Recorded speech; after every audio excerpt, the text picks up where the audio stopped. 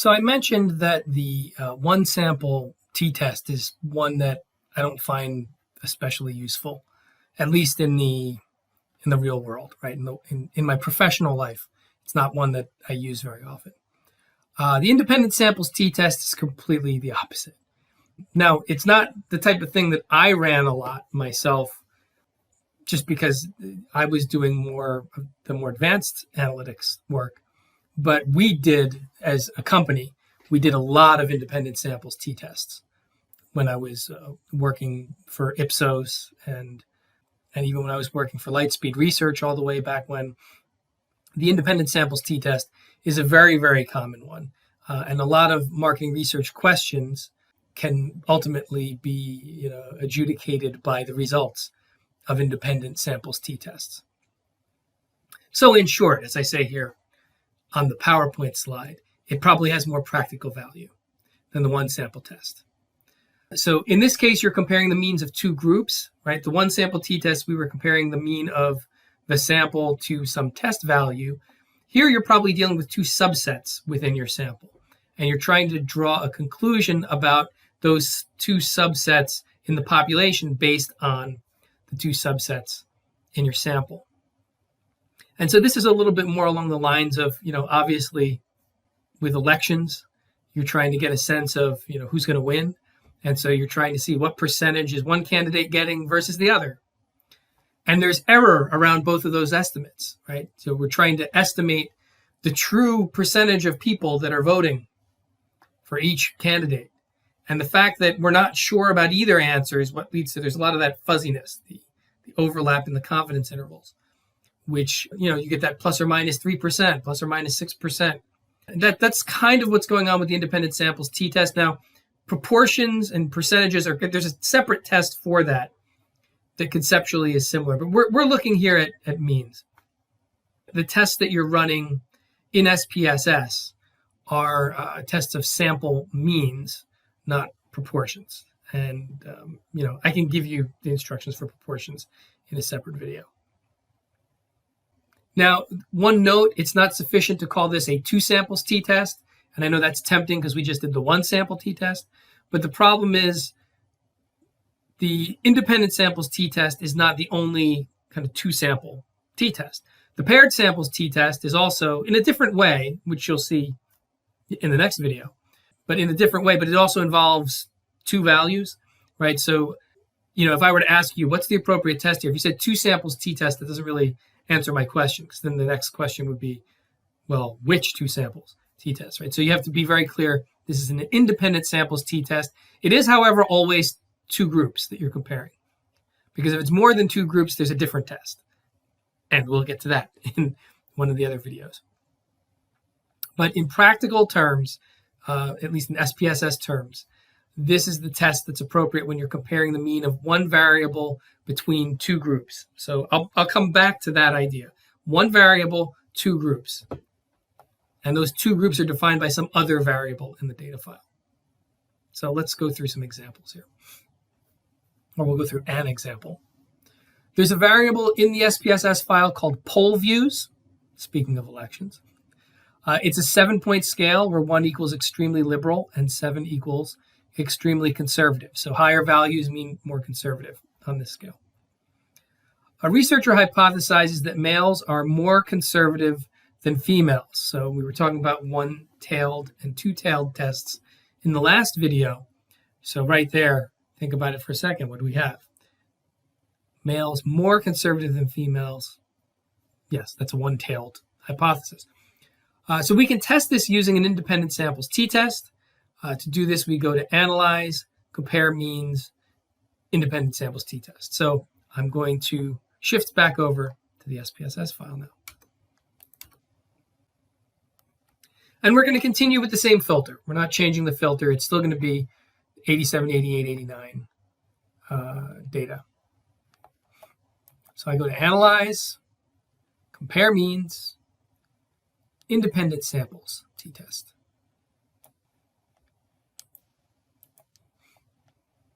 And so I'm going to start by finding that poll views variable, and we're going to pull that over into the test variable slot.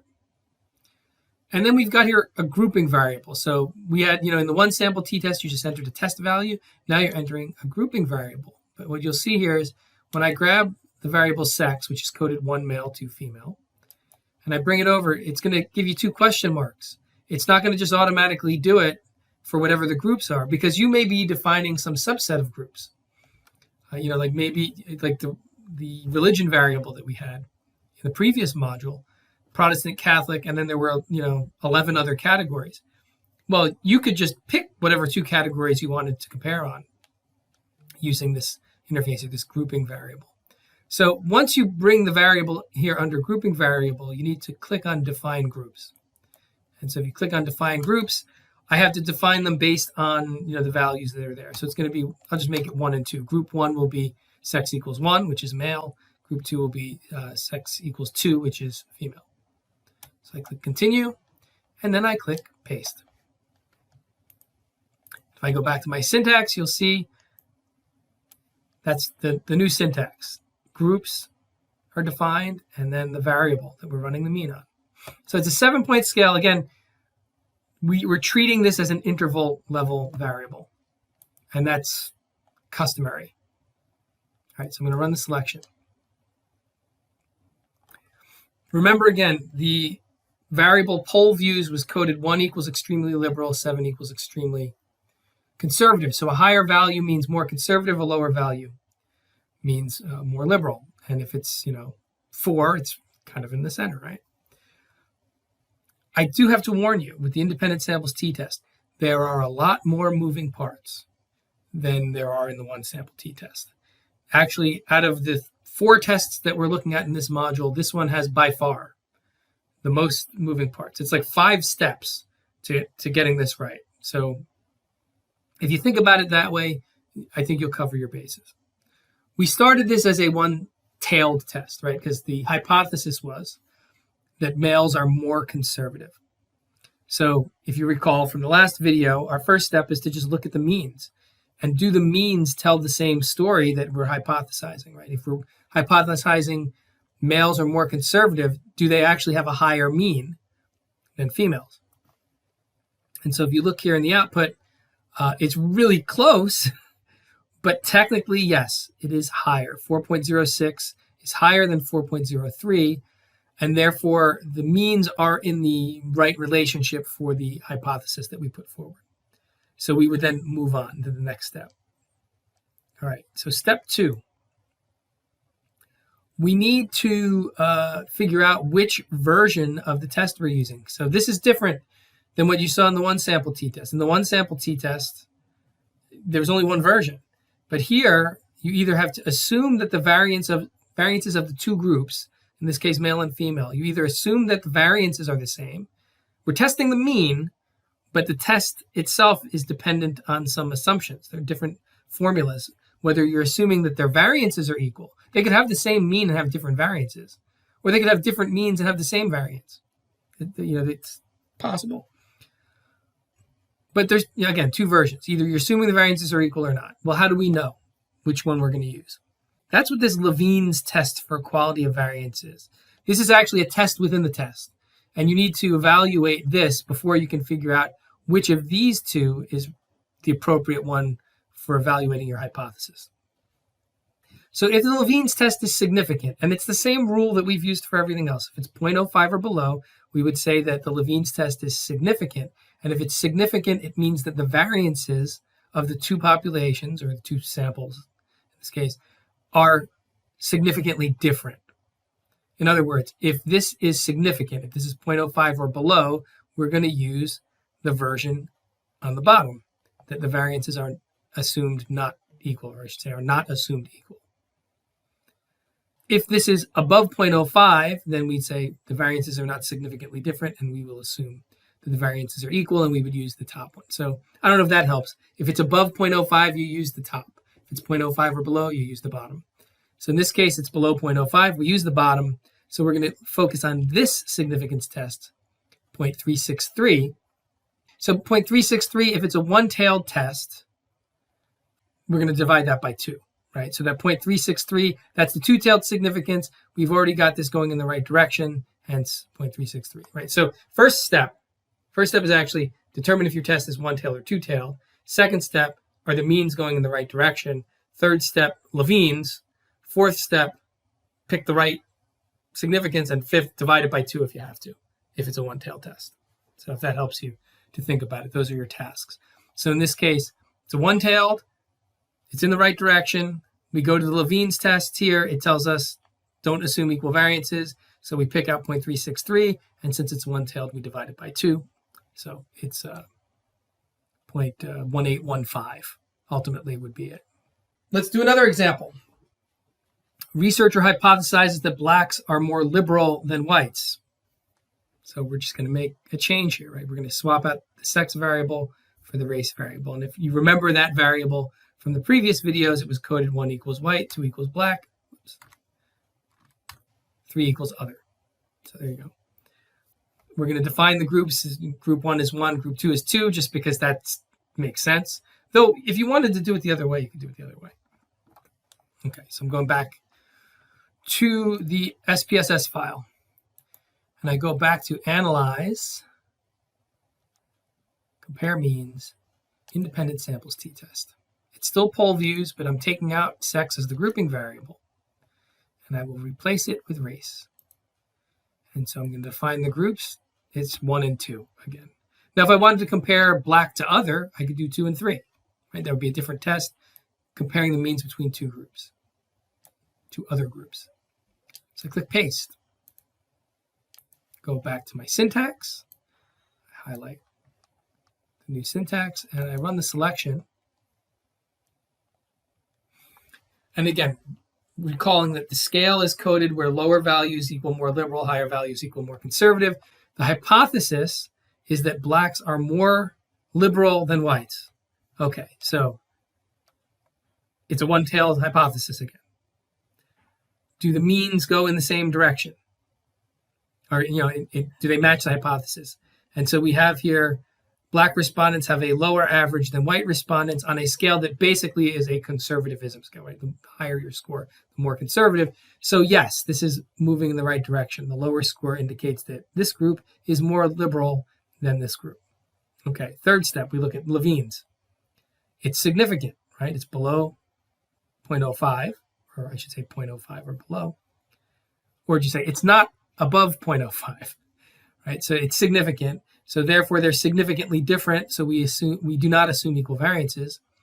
And then we go to our sig here. It's 0.000. But since it's one-tailed, we divide it by 2. It's still 0.000. So at this point, you might also be kind of noticing, hey, the significance results don't seem to be all that different, whether you use the equal variances or the not equal variances. And that's true. Usually they tell you the same thing, usually, but not always. And they have a funny way on tests of not giving you the same answer. Hint, hint. But in the course of doing a bunch of these, you probably will see that in most cases, you'll get the same answer whether you use the equal variances or not equal variances versions of the test. But you want to use the right one. Right? So technically speaking, if this is significant, they're significantly different. So use equal variance is not assumed. So it would be, it's the bottom one, even though the bottom one and the top one are the same value. Okay.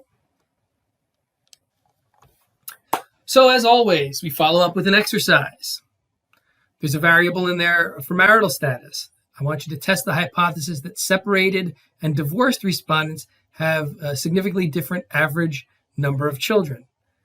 So again, the first question here, you don't actually need to go into SPSS to answer it, right? You have to look at the question. How is it asked? Is this a one-tailed or a two-tailed test? And that will kind of prescribe the steps that you're going to take moving forward, right? Which version of the independent samples t-test should you use? And that's going to be based on the result of the Levene's test. What is the final sig value for this test? And then you have to evaluate your hypothesis. So take a moment, pause the video, run through it, and when we come back, we'll go over the answer. Okay, welcome back. So here's the solution. I'm going to show it to you here in the PowerPoint slide first. Marital status equals 3 represents divorced. whereas marital equals 4 represents separated. So the first thing you need to do from a data perspective is understand, well, what are the codes for that variable? So you're taking the variable marital and you're taking codes 3 and 4 because we wanted to compare the divorced and separated respondents. And that is going to be our grouping variable. Our test variable is child's, which we have used in a previous question. And so that would be entered in as the test variable. So your dialog box here in SPSS should look something like that. You paste your syntax, you run it, SPSS produces the following output. Now, was it a one-tailed or a two-tailed test? Right. We asked, are they significantly different? So that would be a two-tailed test. So we get to skip the step about, in what direction do these go. I mean, it's good to note it, right? Because you want to know what the story is, because numbers without a story are not helpful. I mean, what we're seeing here is, on average, separated have more than divorced, but we're not actually testing if separated have a higher number of children than divorced. We were only testing if they were different. But that would be the story, directionally, as we used to say, if you had to describe what was going on. But are they significantly different? Okay, let's move to our next step, Levene's test, 0.069. It is above 0.05. In other words, the variances of the two groups are not significantly different, so we will assume that they're equal. And if we assume that they're equal, our significance here is 0.001. We do not have to divide it by 2 because it's a two-tailed test. So we just read it as it is, and that would be the answer. And so when we evaluate our hypothesis, we can conclude that separated and divorced respondents have a significantly different average number of children. They are not going. The statistics demonstrate that they they're not likely to have the same average number of children. So let me just walk you through this real quick in SPSS so you can see it. So analyze, compare means, independent samples t-tests. I'm taking out poll views, replacing it with child. I'm taking out race and replacing it with marital. And I'm defining the groups. I'm comparing divorced and separated, which are codes 3 and 4, which again, you go into your variable view to see that. Click on paste.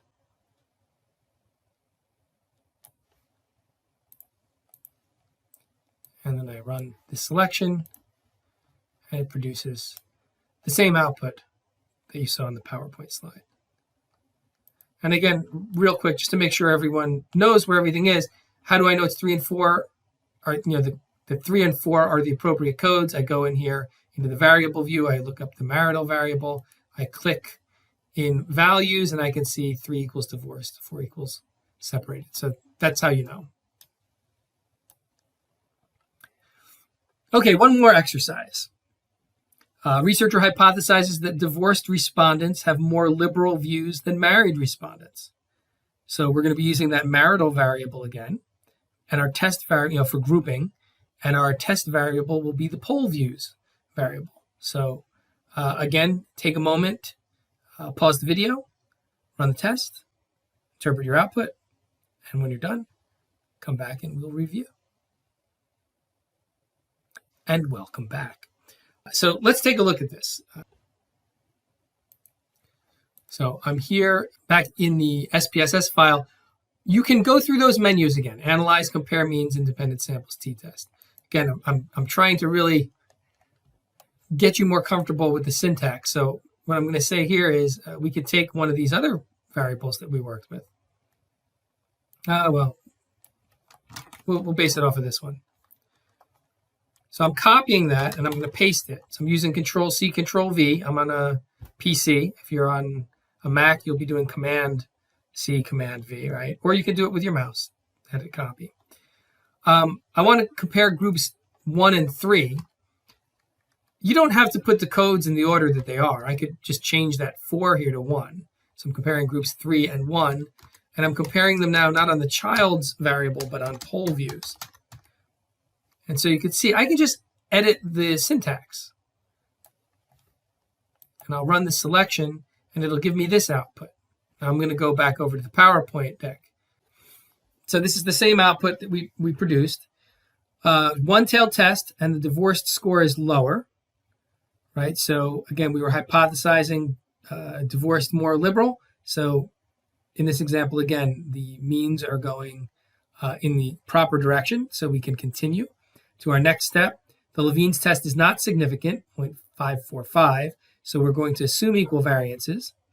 And so the significance for the t-test is 0.000. So this sig here, that is the actual, like, that's the test. The Levene's test is, to tell you which test you're supposed to use. I know it gets layered. Because it's one-tailed, officially what we're doing is dividing it by 2, but it'll still, again, produce 0.000. And so we can conclude that divorced respondents are significantly more liberal than married respondents based on the results of our sample. So that ends the discussion on independent samples t-tests. In the next video, we will cover the other two-sample test, the paired samples t-test.